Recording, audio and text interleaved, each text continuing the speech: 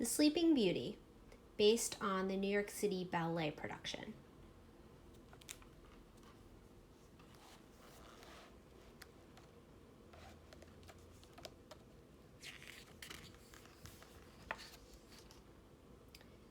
In a kingdom far away, a king and queen were celebrating the birth of their beautiful baby girl, Princess Aurora.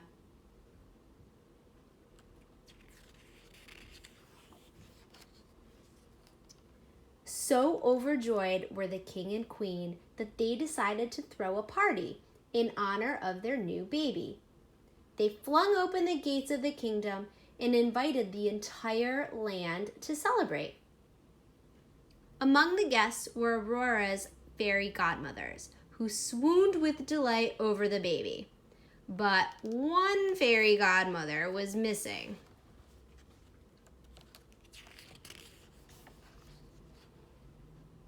The evil fairy, Carabosse, realized that she had not been invited to the party, and she was furious.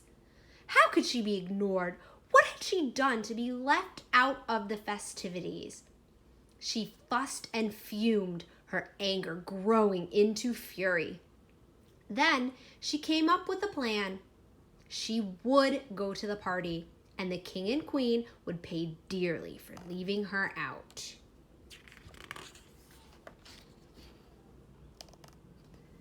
The fairy godmothers were in the very act of bestowing their precious gifts of virtues on Princess Aurora, when suddenly an electric current sizzled through the air. Carabosse had arrived in a chariot, enveloped in rage. "How dare you!" she roared, as the court scrambled for cover. The king and queen realized there had been a terrible mistake.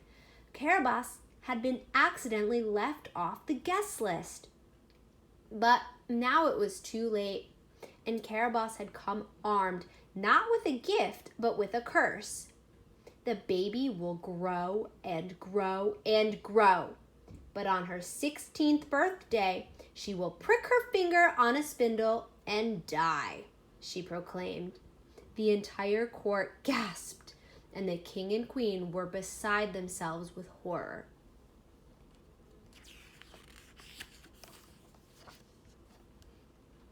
Luckily, there was one fairy who had yet to give Princess Aurora her gift.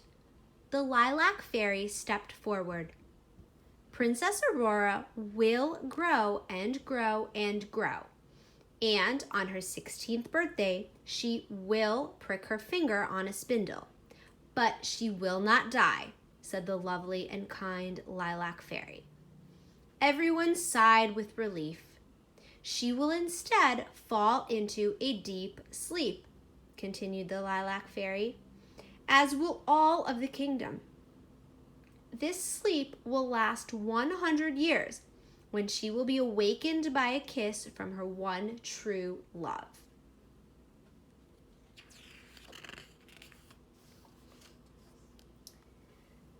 The graceful Aurora grew up much loved and happy, and totally unaware of the curse set upon her.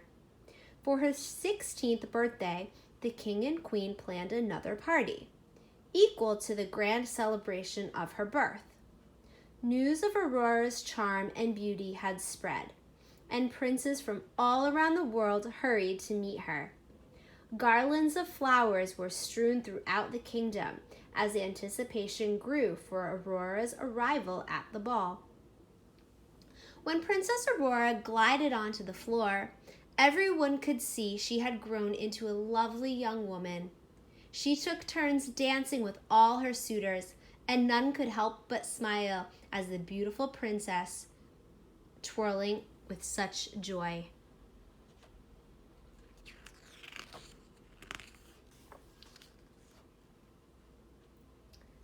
Guests had come bearing gifts for the princess, and among them was an old woman. Aurora had no idea that the old woman was really the evil Carabosse in disguise. Carabosse gave the princess a bouquet, and, just as predicted, Aurora pricked her finger on a spindle hidden in the flowers. Falling under the curse, she immediately collapsed to the ground. As the king and queen raced to Aurora, Carabosse threw off her cape, and the kingdom, realizing the evil fairy had come for her revenge, gasped in horror. As the kingdom descended into chaos, the lilac fairy magically appeared. She reminded everyone that Aurora would not die, but instead, Aurora would fall into a deep, deep slumber, as would they all.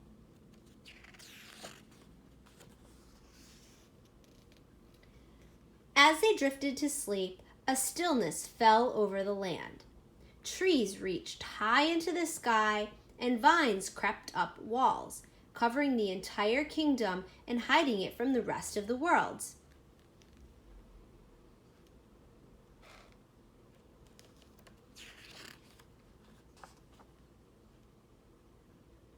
On the exact day when 100 years had passed, a prince named Desiree was riding his horse in the forest and stopped to take a rest.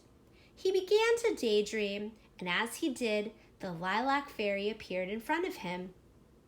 "You are thinking about your future," she said, "and I know where your future lies. It is with your one true love, a beautiful princess named Aurora." The lilac fairy showed Desiree a vision of Aurora, and he was immediately captivated. He just knew that this princess was his one true love, and he wanted to see her at once.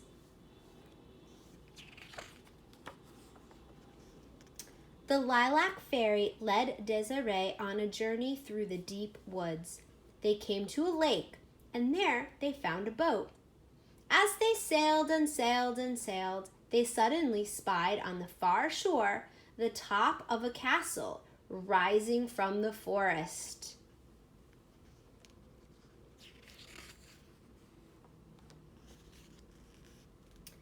They reached the other side of the lake, and after valiantly cutting through the tangled vines and branches that surrounded the castle, Prince Desiree at last reached the beautiful sleeping princess and gently kissed her.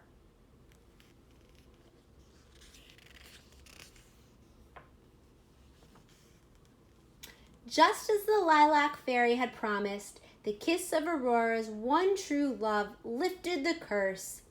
Aurora smiled and slowly rose, rubbing her eyes and stretching her arms and legs. She saw the rest of the kingdom restored to life.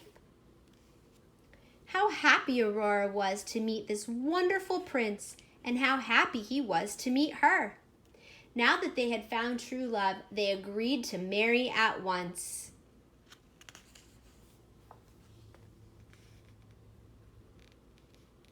With haste, the kingdom gathered for the royal wedding.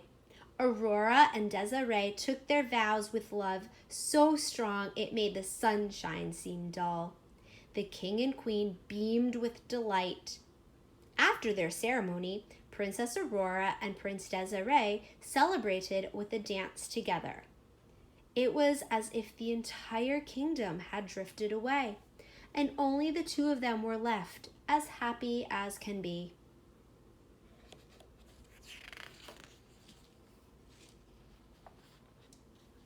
While the kingdom continued to celebrate, characters from all the fairy tales amazingly joined in the celebration. The White Cat and Puss in Boots sashayed and swatted. A group of jesters performed tricks and flips, and Princess Florine and the Bluebird floated and fluttered across the floor. The wolf found Little Red Riding Hood hiding in a forest of tree branches, held aloft by the kingdom's tiniest children.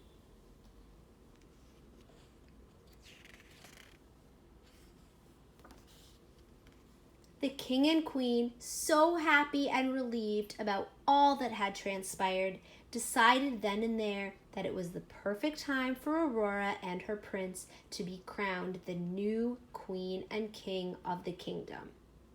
The lilac fairy, who had saved Aurora from Caraboss's evil doom, blessed the couple and wished them nothing but health and happiness.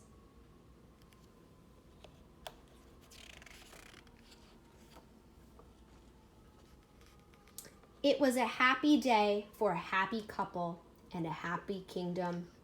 It was the start of a life lived happily ever after. Okay, and now some fun facts of the New York City Ballet's Sleeping Beauty production.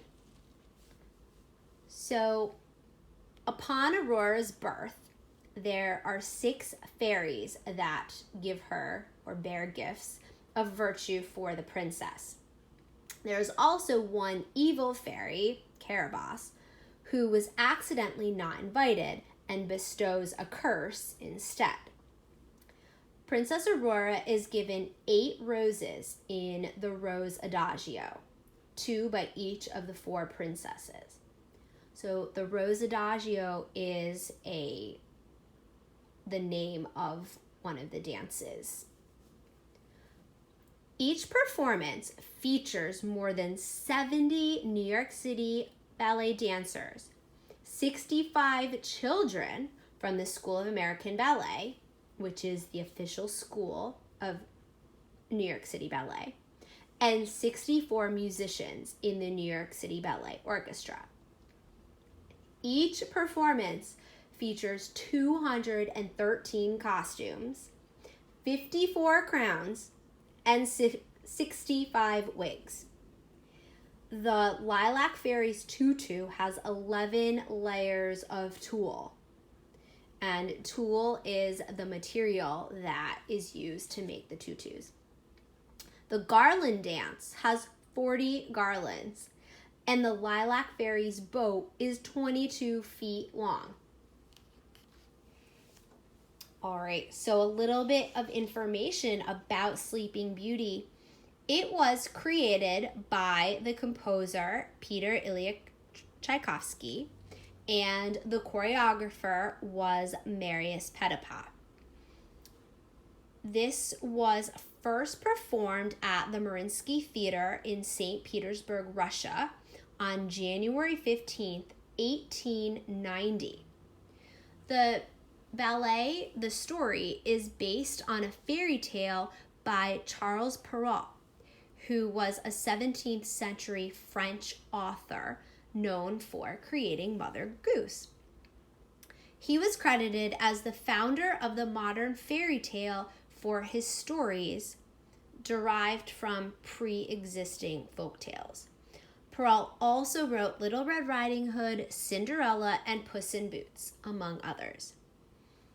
The Sleeping Beauty is the second of Tchaikovsky's 3 full-length story ballets, which also include Swan Lake and The Nutcracker, and is one of the most popular ballets ever created, performed by ballet companies around the world. New York City Ballet's production of Sleeping Beauty was staged by New York City Ballet's ballet master-in-chief Peter Martins in 1991, and is the most elaborate production, which means it has like a ton of amazing things and costs a lot, has a lot. It's the most elaborate production in the company's repertoire, featuring more than 100 dancers, including students from the School of American Ballet, the official school of the New York City Ballet. And then Sleeping Beauty is a ballet in 2 different acts.